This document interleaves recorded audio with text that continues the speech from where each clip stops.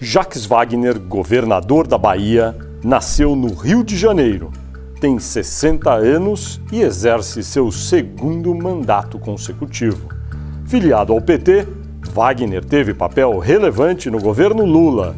Foi ministro do Trabalho e depois ministro das Relações Institucionais. Antes disso, foi eleito 3 vezes deputado federal. Em 2006, foi eleito governador da Bahia pela primeira vez. Em 2010, foi reeleito. Em 2011, uma de suas ações políticas mais relevantes foi ajudar o prefeito de São Paulo, Gilberto Kassab, a fundar seu partido, o PSD, na Bahia. Olá, internauta, bem-vindo a mais um Poder e Política Entrevista, um programa cuja realização é do jornal Folha de São Paulo, do portal UOL e da Folha.com. A gravação é sempre aqui no estúdio do Grupo Folha, em Brasília. E o entrevistado desta edição do Poder e Política é o governador da Bahia, Jacques Wagner. Governador, muito obrigado por aceitar o convite. Eu começo perguntando sobre essa pequena crise política aqui em Brasília. O senhor que viveu tantos anos aqui, a Comissão de Ética Pública da Presidência da República recomendou a exoneração do ministro do Trabalho, Carlos Lupe. É uma situação inédita. O senhor que já esteve no Palácio do Planalto, como deve reagir a presidente da República numa situação dessas? Primeiro, Fernando, cumprimentar você e todos que nos acompanham no Poder e Política. É um prazer, mais uma vez, receber seu convite para esse bate-papo. Olha, eu acho que é uma situação que se agrava, evidente, porque tinham denúncias que estão sendo investigadas, o ministro deu as explicações dele, evidente que na hora da explicação eu acho que fez uma abordagem que acabou não sendo bem vista, então ficou um clima ruim, mas de qualquer forma a presidenta tomou a decisão de que ia fazer mudanças quando fosse fazer uma reforma, pelo que eu entendi, em janeiro, fevereiro.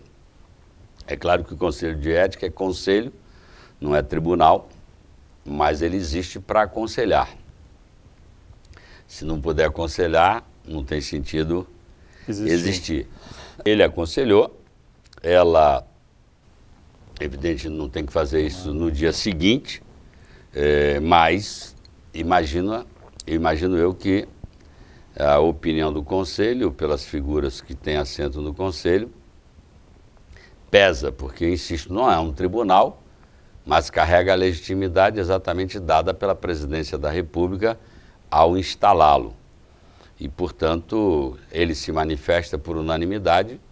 É óbvio que no registro da Presidenta da República existem algumas coisas anteriores e existe mais essa agora. Então, realmente, eu acho que ficou uma situação mais delicada. O que seria mais prudente fazer? Fernando, é complicado eu dizer porque, óbvio que ela tem uma programação de uma reforma, então deve estar pensando nisso, mas ela também vai ter que dar uma resposta ao próprio Conselho. Acolhe ou não acolhe a sugestão? E a sociedade, não? Não quer dizer que é amanhã, entenda. Pode ser, ela vai dizer, ok, isso aqui compõe o quadro e eu estou terminando de fazer a análise geral, nós estamos agora, depois do dia 24, 25, é esse período já que o ano vai terminando e, portanto, eu acho que esse período trabalha a favor dela se ela entender que é melhor fazer tudo em conjunto dentro da chamada reforma administrativa, ou pode fazer até a qualquer momento. Aí é uma decisão muito dela ou dele, né? Porque é evidente que o ministro pode achar que está causando um desconforto para ela, e eu estou até muito à vontade, porque o Lupe comigo lá na Bahia teve uma postura muito correta do PDT, no momento que o PMDB rompeu conosco, eles realmente se mantiveram no governo e me ajudaram muito. Mas é claro que a situação construída, de repente o próprio ministro pode... Presidenta, não sei se vai ficar uma coisa, está ficando muito desconfortável, quem sabe é melhor eu lhe deixar à vontade. Aí é uma coisa unilateral dele. O senhor foi ministro das Relações Institucionais, conhece de perto esse tipo de, enfim, problema que acontece em qualquer governo. Não seria o caso, então, de um ministro Lupe se antecipar e pedir demissão? Olha, de uma certa forma eu disse isso. Agora, repare, pedido de demissão ou demissão, cada um é um ato unilateral, ou do ministro ou da presidenta. Aí eu também não quero fazer sugestão porque fica também desagradável, mas é óbvio que se consolidou uma situação em torno do ministro delicada, né? Mais delicada ainda com o pronunciamento por unanimidade do Conselho de Ética. Eu entendo que com o Conselho de Ética se proclamando dessa forma, ficou uma situação muito de esquina para o ministro, ficou uma coisa praticamente insustentável. Tem aqueles momentos na política em que se passa por um portal assim, agora a situação realmente ficou muito ruim, seria esse momento, chegou-se nesse momento. Aí por isso que eu digo, é uma coisa muito íntima do ministro e dos conselheiros mais próximos a ele e da presidenta. A presidenta está em viagem, né, para a Venezuela, isso. Deve retornar e seguramente ela toma uma decisão, só tem 2 decisões a tomar. Vou fazer qualquer modificação em janeiro e aí seguramente ela vai avaliar todo o quadro. Mas daí já indicaria que ele sairia, né, praticamente. Se bem que tirar antes, aí é melhor sair logo e deixar nem que seja o secretário executivo assumir. Quer dizer, eu vou sair lá em janeiro, a pasta deixa de funcionar, né? Muita gente, analisando a parte política e do primeiro ano do governo Dilma, diz o seguinte: talvez no governo Lula, esses ministros que acabaram perdendo a cadeira, foram 5, né, acusados de alguma forma de algum tipo de mal feito, como diz a presidente, talvez não tivessem perdido a cadeira no governo Lula. O que o senhor acha dessa avaliação? Olha, ela tem um ponto que ela está correta, mas eu fico até com medo de falar desse tema porque para não ser mal interpretado. Por quê? É óbvio que o presidente Lula, pela sua história, a vida inteira caminhando dentro da política, sindicato, partido, deputado, presidente da República, eu diria que ele é mais paciente com o gênero humano. Sabe que nem todos que estão ao seu lado têm exatamente o seu padrão de comportamento. Quando eu digo que eu falo isso com cautela, é para não parecer que ele é mais paciente com coisa errada. Vamos lembrar que no governo dele, muita gente da primeira linha em torno dele também saiu em função de acusações. Eu não conheço nenhum processo de investigação que tenha sido travado por qualquer tipo de interesse que não fosse a busca da verdade. Agora, ele é um cabra, pela sua história da vida, mais paciente com o gênero humano do que ela. Ela é uma coisa muito, isso aqui não está exatamente como eu quero, tchau. Que vale não só para denúncias de coisa errada, como vai valer, tenho certeza, na avaliação dela, para a eficiência e competência de todos que trabalham para ela. Se as coisas não estiverem funcionando, não estou falando de coisa errada, se não estiverem andando na velocidade que ela quer, do jeito que ela quer, eu não tenho dúvida que ela, nesse aspecto, é mais dura e iria trocar também. Se esses episódios tivessem ocorrido no governo Lula, os ministros teriam ficado mais tempo, é isso então? É uma suposição, é difícil fazer isso, Fernando. Seguramente o jeito de tocar coisa, cada um tem o seu jeito, não seria igual ao jeito dela. Mas é difícil, por isso que eu estou falando, que o presidente também exonerou muita gente, ou porque era ineficiente, ou porque tinha problemas desse tempo não explicáveis. Você sempre dá um crédito de confiança a quem está lhe servindo. Se essa pessoa dentro desse crédito de confiança não corresponde, então nesses casos colocados, o caso de Jobim é diferente, porque foi muito mais de trato entre colegas do Ministério do que esse tipo de problema. No caso do Palocci, foi uma coisa, eu diria assim, mais pessoal do que de governo. Na minha opinião, a postura do presidente teria sido a mesma. O Rossi acabou ele pedindo para sair. E nos outros 2 do transporte e do turismo, eu creio que a posição dele teria sido a mesma. Agora, o time, eu não sei te dizer se demoraria um pouco mais, aí é muito jeito de cada um. Até que ponto todos esses casos que a gente se recorda, dos ministros que saíram, foram levantados pela mídia, né? O caso foi crescendo, houve uma investigação inicial da mídia e depois, enfim, houve a consequência com a saída do ministro citado. Mas parece que agora mudou um pouco o padrão, porque tem dois ministros, no caso, o ministro Carlos Lupe do Trabalho e o Negromonte das Cidades, sobre os quais há, enfim, algum tipo de investigação até semelhante aos que já saíram. Mas eles não saem da cadeira. Por quê? Olha, porque não dá para fazer uma linha de produção de demissão de ministro. Então, aí é uma decisão do foro íntimo dela. Ela pode ter entendido que com uma resposta muito imediata à denúncia estava acabando estimulando, e aí minha cabeça não é conspirativa, não estou falando de algo arquitetado, mas podia estar acabando estimulando que as pessoas buscassem mais assim prontamente, porque vou falar que você é jornalista de alto coturno, e você sabe que também quando uma matéria de um jornalista tem como consequência ou a demissão do ministro, ou algo, sei lá, me lembrando do Nixon, aquelas coisas, do ponto de vista profissional, não estou falando que ele tenha prazer pessoal de ver demitido, mas é óbvio que do ponto de vista profissional o cara cresce. O cara fuçou um negócio, descobriu uma denúncia. Então, eu acho que, primeiro que eu repito, eu sou contra a imolação. Eu acho que a presunção de inocência tem que existir. Às vezes eu até falo que a gente vive numa república da desconfiança. Todo mundo que está na política é ladrão, até prova o contrário. Também não dá para funcionar assim. No caso, por exemplo, vou falar do que eu conheço mais de perto, do ministro Mário Negromonte. Aquela coisa da festa do bode, me perdoe, é um negócio desse tamaninho.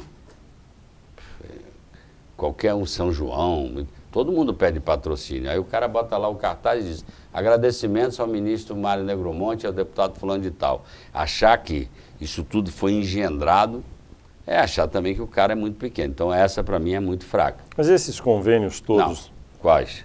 No caso dele, do Ministério da Cidade, sobre os quais há dúvidas a respeito da boa execução dos projetos. Não, aí eu acho que tem que investigar, e se tiver confirmado, por isso que eu estou falando, a suspeita, por exemplo, há pouco eu estava no Ministério do Transporte falando isso, às vezes o tribunal diz, olha, para uma obra que eu tenho suspeita de faturamento, 2 meses depois ele conclui que era uma suspeita que não se confirma. Como é que fica? Então, tem uma suspeita.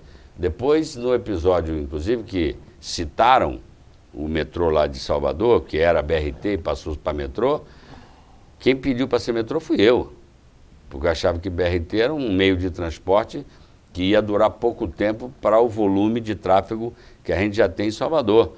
Fui lá, convenci as equipes, consegui mais dinheiro com a presidenta, não teve licitação feita. Estou falando do caso baiano, não conheço o caso do Mato Grosso, mas não teve licitação feita, não teve empenho nenhum feito. Foi simplesmente anunciado, e aí já tem a pressuposição que saiu de BRT para metrô para poder ter uma coisa escusa. Por quê? Metrô, BRT é empreiteiro que constrói. Metrô e BRT tem que comprar equipamento. Um compra ônibus próprio para BRT, que é ônibus, o outro vai comprar vagão de trem, porque o metrô é vagão de trem. Aí acharam que isso foi feito, vieram até me perguntar, eu disse, olha, se alguém tem culpa nesse caso, só até eu. Porque eu que pedi, porque eu quero um equipamento melhor para lá. O senhor está no segundo mandato, 5 anos de governo. Seus críticos dizem que em algumas áreas o senhor teria sido um pouco tímido. Muitos reclamam de segurança pública. Alguns falam das grandes obras de investimentos que estão ficando para 2014, que seria, enfim, o seu último e 8º ano. E quem vai ao centro de Salvador, vê lá o Pelourinho, nota uma visível deterioração daquela área. O que o senhor tem a dizer sobre esses aspectos todos? Repare, Fernando, eu primeiro, sinceramente, me orgulho muito dessa caminhada de 5 anos. A gente mudou radicalmente, 180 graus, os hábitos políticos na Bahia. Isso é reconhecido por todo mundo, se respira muito mais democracia, a classe política tem muito mais liberdade de contraditar, o empresariado diz isso. E o que tem chegado de investimento na Bahia não é pouca coisa. Eu estou com uma obra de uma ferrovia de 1.100 quilômetros, com porto na ponta, a ferrovia Oeste-Leste. 60 anos esse projeto estava na gaveta, nós tiramos da gaveta, 5 trechos já estão sendo construídos, eu estava também no Ministério do Transporte, resolvendo problemas para poder acelerar a obra. Fizemos uma obra viária dentro de Salvador que conclui no final de 2012, que é a chamada Via Expressa, mas a parte mais importante dela foi resolvida, que é a chamada Rótula do Abacaxi, que é a maior intervenção urbana de Salvador desde a construção da Avenida Paralela. Então, fizemos concessão de vias e estamos duplicando algumas vias em torno do polo petroquímico, aliás, do polo do Complexo Industrial de Camaçari, que está dando um dinamismo muito grande. Agora, obra dessa envergadura, como não tinha projeto preparado, realmente você prepara o projeto. A Ponte Salvador-Itaparica é um sonho aprovado por 70% da população dos dois lados, que vai representar, aquilo não é uma ponte, é um sistema que eu chamo Sistema Viário Oeste, que vai representar um vetor de desenvolvimento incrível para Itaparica e para o Baixo Sul. Agora, uma ponte de 12 quilômetros sobre a Baía de Todos os Santos, alguém achar que dá para fazer da noite para o dia, não dá. Eu tive que primeiro fazer a escolha do projeto. Então, fiz uma manifestação pública de interesse, uma obra de 6 a 7 bilhões. Essa escolha já foi feita, agora eu já estou com um grupo de trabalho entre a Fazenda, principalmente, para ver a modelagem financeira, a Secretaria de Infraestrutura para fazer a obra, vamos preparar o edital, começar a preparar as licenças e eu acredito que em 2014 a gente pode botar o edital, que isso vai ter concorrência internacional, uma obra de 6 bilhões. E o Pelourinho? O Pelourinho, é que eu não gosto de ficar falando para trás. Tinha uma maquiagem feita, tinha uma série de financiamentos oferecidos a uma série de comerciantes que estavam, muitos deles, inadimplentes. Então eu gosto de fazer as coisas direito, fizemos uma renegociação. Eu posso lhe garantir que o comércio do Pelourinho já começa a sentir a melhora. Estamos fazendo uma revisão toda vamos dizer, da estética do Pelourinho. Ele, nesse momento, está num processo de pintura, readequação, melhoria de piso. Vou fazer um Natal maravilhoso. O São João do Pelourinho tem mantido o Pelourinho aceso. E o Pelourinho é a área da cidade, o metro quadrado mais policiado, com câmaras e com policiais. Agora, é evidente que eu tenho problemas de roubo de celular, roubos de usuários do crack, chega lá. Eu, no meu governo, não tenho como colocar catraca no Pelourinho. Catraca que eu digo é impedir dos baianos circular. Então, tem que ser um misto de trabalho social, que a gente está fazendo, com trabalho de policiamento. Eu posso lhe garantir que a gente vai começar a colher fruto logo agora dessa melhoria. O senhor está já no 5º ano de mandato. Nesses 5 anos, não teve como fazer alguma coisa para impedir que se chegasse nesse nível? Não, repare, foram feitas algumas coisas. É evidente que você pode fazer a crítica de que poderia ter sido feito mais rápido. Eu não estou isento à crítica porque, repare, eu peguei um estado que estava pronto para funcionar para um dono. Tive que mudar uma máquina e reeducar cabeças para dizer que o dono da Bahia não sou eu, sou o governador da Bahia, que o dono da Bahia é mudar a cultura na Polícia Militar, na Polícia Civil, nos empresários. Eu digo sempre que o prêmio que eu mais me orgulho, entre alguns que eu ganhei, foi o prêmio que eu ganhei da Associação Baiana de Imprensa, que por unanimidade, um prêmio criado em 1985, portanto tem 26 anos, só tinha entregue 6 ou 7 prêmios desses e eu recebi pela oxigenação, pela contribuição à liberdade de imprensa. É claro que a oposição não tem que falar bem, então às vezes o pessoal reclama e diz assim, mas as obras grandes que tem é dinheiro federal. Eu vou lhe dar um dado, a Bahia é o 24º pior per capita fiscal do país. Eu sou a 6ª economia, sou o 6º ou 7º maior orçamento do país, mas quando você divide por 14 milhões, eu caio para a 24ª posição em volume de dinheiro por cidadão baiano para investir. Então, minha capacidade de investimento é muito baixa e eu dependo de convênio com o governo federal. Aqui em Brasília a gente ouve as coisas. Outro dia, na Câmara dos Deputados, vários deputados da Bahia diziam assim: eu não vou votar na deputada Ana Reis para ser ministra do TCU, porque ao votar em Ana Reis, eu estarei eventualmente alimentando um futuro adversário do PT, o governador Eduardo Campos. E mais, quem diz isso é o governador Jacques Wagner da Bahia. É verdade? Não, não é verdade, mas as coisas são muito claras. Primeiro tinha um baiano concorrendo, era o deputado federal Sérgio Carneiro. Então, enquanto ele estava concorrendo, evidentemente que ele era o meu candidato, por ser um deputado federal da Bahia e da minha base. A pedido do próprio PT, que queria se posicionar em torno de outro nome, ele acabou abrindo mão da candidatura. Quando ele abriu mão da candidatura, o Aldo me procura e diz: eu sou candidato. E eu disse ao Aldo: olha, tudo bem, eu tenho uma relação com o Aldo, substituí ele lá na articulação política. O Eduardo me liga e eu fui franco, eu disse: olha, Eduardo, eu falei com o Aldo, todo respeito, conheço sua mãe, a história dela, segunda vez deputada federal. Mas o senhor orientou os seus aliados na Câmara a votarem como? Não, a quem me perguntou, porque eu não fiz uma orientação, que não é meu estilo. A quem perguntou? Eu falei que eu tinha uma preferência pelo Aldo. Falei isso ficou público, falei isso pro Eduardo sem nenhum problema e fui à posse da mãe dele, da Ana Reis, para parabenizar. Aliás, fez um belíssimo discurso.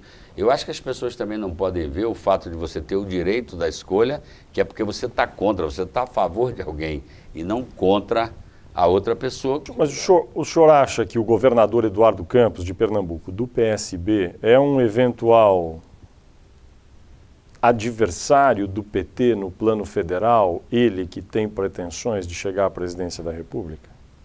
Adversário do PT, insisto que não é, porque nos ajudou a construir essa caminhada. Agora, eu não posso tirar o direito dele de amanhã pode ser 2014, 2018, de querer pleitear. A vaga de presidente não é cargo vitalício do Partido dos Trabalhadores, até porque de 4 em 4 anos existe uma eleição. Eu faço a seguinte aposta, a aposta de que a Dilma vai para a reeleição. Nesse caso, vou dar uma opinião, acho difícil que o Eduardo se coloque contra a candidatura da Dilma, mas a Dilma acaba o mandato dela, um segundo mandato, eventual em 2018.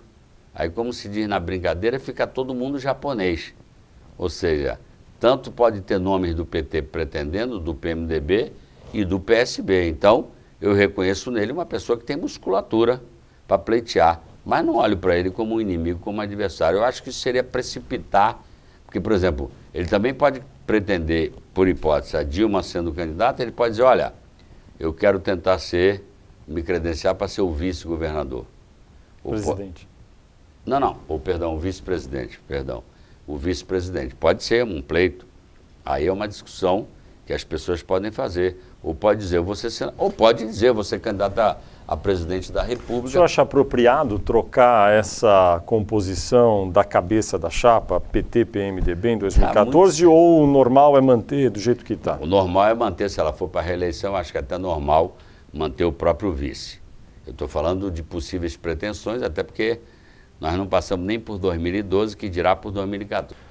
O senhor mencionou que acredita que a presidente Dilma será candidata à reeleição em 2014. Então, o senhor acredita que o presidente Lula não deve mais ser candidato a presidente em 2014, como às vezes se especula?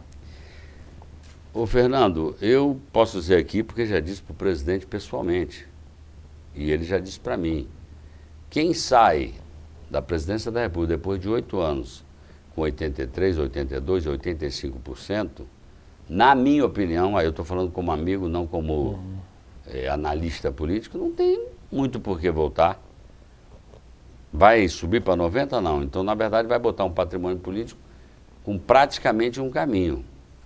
Ou de manter, que seria excepcional, ou de perder. Então, não vejo por quê. Segundo, ele sabe que as condições dos 8 anos dele foram condições boas. Não quer dizer que essa condição vai se repetir. Eu estou falando do ponto de vista da macroeconomia mundial. Estamos aí com uma crise da Europa que perturba todo mundo. Quer dizer, perturba a gente. Não adianta dizer, a crise na Europa faz com que muito investidor venha para o Brasil. Essa torcida não é uma boa torcida, porque se a crise lá se estende por muito tempo, não adianta investir aqui, porque você não vai ter para onde vender, porque o mercado europeu está embaixo. Então, se me perguntar, e ele me perguntou, eu digo, presidente, eu não voltaria. Mas é evidente que se ele quiser votar, for essa a vontade política dele, pelo menos dentro do partido, ele não terá nenhuma dificuldade. E perante o povo e a opinião pública, eu também acho que ele terá facilidade. Mas eu tenho convicção que o caminho dele, hoje, é construir a reeleição da Dilma. Esse é o caminho natural das coisas. Quem que o senhor enxerga na oposição com músculos e força suficiente para se contrapor a esse projeto hoje encabeçado pelo PT no plano nacional?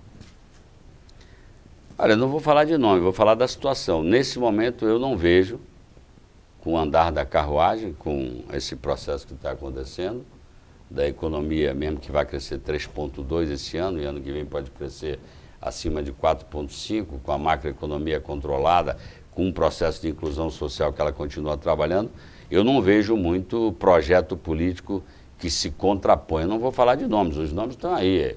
É o Aécio, o Serra, no DEM, sinceramente, eu não vejo nome.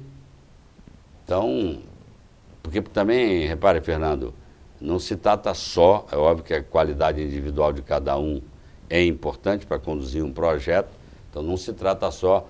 O Lula é um ótimo candidato, concorda? Perdeu em 89, talvez por inexperiência nossa e pelo jogo que foi montado de demonizar o PT e o próprio Lula. Em 94, ele não perdeu pela demonização, ele perdeu pelo encanto que o povo tinha com o projeto que começou com o Itamar, com o Fernando Henrique, ministro da Fazenda, que foi do Real forte. Foi o Real que ganhou aquela eleição. Óbvio que o Fernando Henrique tem o mérito de ter sido ministro da Fazenda. Depois, em 98... Era a reeleição. Era a reeleição.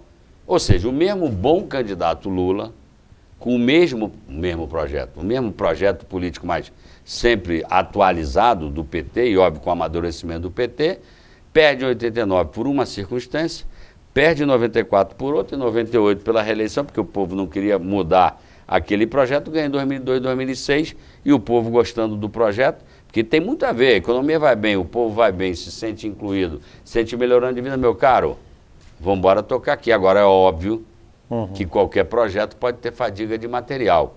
Quando é que isso pode acontecer? Aí não sei, mas na minha opinião eu hoje não vejo, insisto, um projeto político. Pode até ter bons candidatos, o Aécio pode ser bom candidato, o Serra é um bom quadro político, outros que podem aparecer, mas eu não vejo demanda nesse momento da sociedade brasileira de uma outra condução de um outro projeto político. Nelson Pellegrino vai ser candidato do PT a prefeito de Salvador? É o candidato escolhido pelo PT, a candidato de Salvador, e o processo está continuando, não existe só o nome dele dentro da minha base, existe o nome da deputada Alice Portugal, do PCdoB, fala-se do nome do deputado federal João Leão, do PP, que é o partido do atual prefeito João Henrique, tem o deputado federal Bispo Marinho, do PRB, que também fala de ser candidato.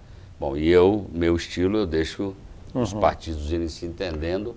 E de oposição, tem o nome de Assemineto, tem o nome de Embaçaí, tem o nome do jornalista Mário Kertz, que é citado, está afiliado ao PMDB. Eu acho que não está pronto o jogo político da oposição, como não está pronto o nosso jogo político. E eu não vejo por que ter pressa, isso é para ser afunilado. Em março, abril, o Nelson já tem um handicap bom, já foi candidato, tem uma presença na cidade, conhece a cidade e está no maior partido da base, que lá não vai ter prévia do PT nem nada, o PT já optou, o Walter Pinheiro era outro nome cogitado e outros. Bom, tem a senadora Lídice da Mata, também do PSB, mas que até agora não tem colocado um nome, ela prefere apostar na unidade da nossa base. O senhor foi muito, enfim, demonstrou simpatia, não sei se esse é o termo correto, à formação desse novo partido que foi comandado pelo prefeito de São Paulo, Gilberto Kassab, e o PSD, digo na Bahia. Por quê? Porque eu não concordo com a fidelidade partidária do jeito que ela está aí hoje.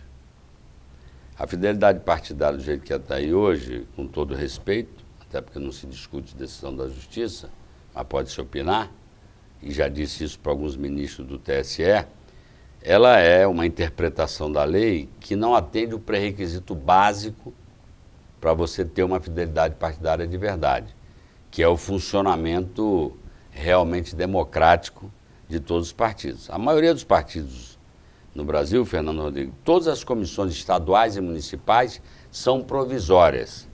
O que isso significa? Que o comando centralizado do partido, quando quiser, tira a bota, não lhe dou legenda, tira de legenda. Bom, aí se cria uma fidelidade com esse funcionamento partidário, onde um telefonema de alguém diz assim, é para votar contra, é para votar a favor, se não fizer, na próxima eleição não lhe dou legenda. Isso para mim não é fidelidade, isso é ditadura intrapartidária. Não tem necessariamente um programa, instâncias... Por exemplo, o PT, eu cobro fidelidade interna porque tem um debate na bancada para decidir a posição da bancada. Isso é um.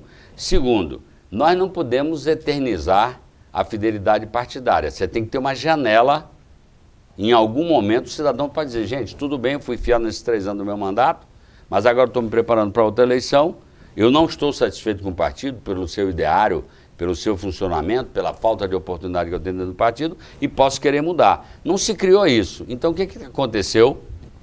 Eu, por exemplo, você conhece a realidade que era baiana. Era uma realidade de poder absolutamente centralizado e unipessoal. Tinha um dono. Então, a estrutura partidária baiana sempre foi assim. Aí, eu faço uma reviravolta. Ganho uma eleição inesperada, em 2006, quer dizer, eu acreditava, mas totalmente surpresa. É um susto na política nacional, na política local, e as pessoas querem fazer seu realinhamento. Fizeram um realinhamento naquela época, logo no começo do meu governo, ainda não tinha regra de fidelidade, muita gente indo para o PMDB, para outros partidos. Depois vem, está todo mundo prisioneiro dos seus partidos. O PMDB, por exemplo, vai para a oposição. Então as pessoas dizem, governador, eu fui para tal partido porque eu queria me aproximar do governo, o partido agora foi para a oposição. Como é que eu faço? Aí aparece a ideia, aliás, eu já tinha discutido a ideia de formar um novo partido, inclusive com o Eduardo. Chegamos uma vez a conversar e disse, olha, precisa criar um outro partido, porque se não mudar a regra da fidelidade, as pessoas viraram prisioneiras do chefe do partido, do dono do partido, da direção do partido. Aí vem a ideia do PSD do Kassab. Então, para mim me interessava, ajudei. Na legenda deve estar entre os 3 mais estruturados, tem 10, 11 deputados estaduais, 4 ou 5 federais, tem o vice-governador, Otto Alencar.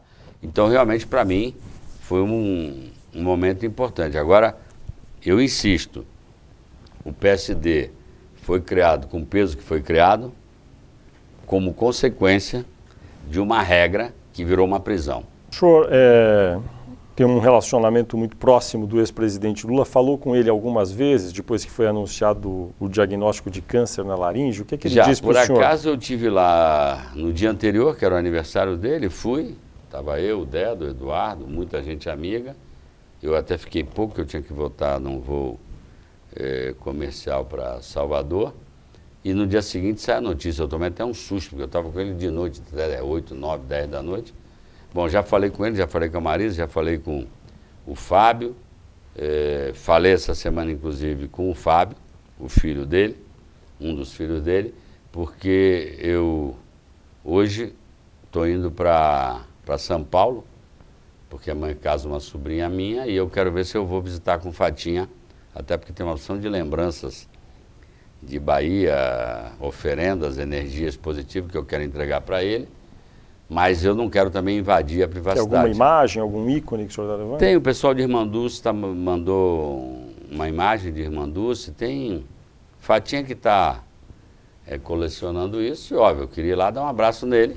Ele se emocionou ao falar com o senhor no telefone, disse alguma coisa? Não, nas falas que eu tive com ele, eu diria assim que ele estava bem. É óbvio que ele fez a segunda sessão de químio, vai completar agora, acho que 15 dias, né? E cada sessão, no pós-sessão, sempre tem um momento pior. Eu sei que ele está reclamando, que não tem paladar, essas coisas todas, mas o astral dele, de quem tem estado com ele, é um astral muito bom. Acho que ele é um cara que tem muita energia interna e eu acho que essa coisa é fundamental em recuperação, principalmente de doenças como essa. O que eu ouço dos médicos é que depois da terceira sessão eles terão conseguido vencer a batalha contra as células de câncer, depois eventualmente ele faz uma rádio, então eu creio que ele volta com condições de estar no trabalho político que ele gosta de fazer. Deve coordenar bastante negociações para as eleições do ano que vem nas principais cidades para o PT? Eu não tenho dúvida, porque ele ainda é um nome, vou dizer assim, é um símbolo do projeto da gente, tem um peso de interlocução com o povo, com a sociedade em geral muito grande, e ele estando bem de saúde, como eu espero que ele esteja, ele não fica trancado em casa de jeito nenhum. Governador Jacques Wagner, da Bahia, muito obrigado por sua entrevista. Obrigado a você, obrigado a todos os internautas que nos acompanharam, e quando precisar, estou à disposição para bater mais papo sobre Bahia, Brasil e sobre política. Obrigado.